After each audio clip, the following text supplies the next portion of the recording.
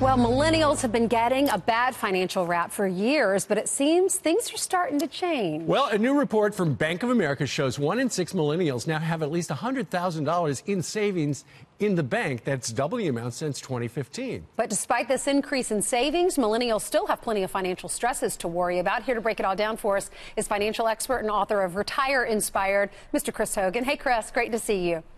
Good morning, you all. Good morning. All right, so the question is, we're all shocked by this, or many people are. I got one millennial living at our house because she can't afford an apartment, but what she is now doing, she can. She's saving all that what would be rent money, and it's going right in the bank. Is that what's happening, Chris?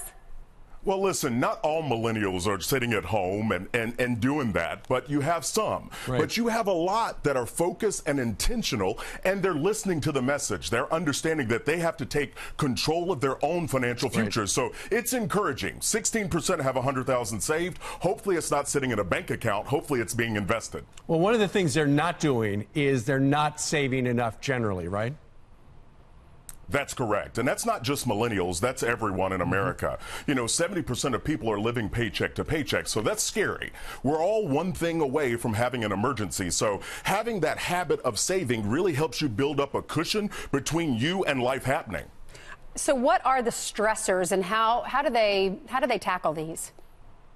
Well, the first one is obviously not saving enough. And I think that's where you start to step back and really understand you have to cut back your lifestyle. You've got to start to take control of things and really understand where your money is going. So walking through, having a budget, telling your money where to go instead of wondering where it went will put you more in control so you can build up an emergency fund of 3 to 6 months of expenses. Also, you got to have a career path. Everybody needs a plan. If you have a job, figure out where it's going to lead, right?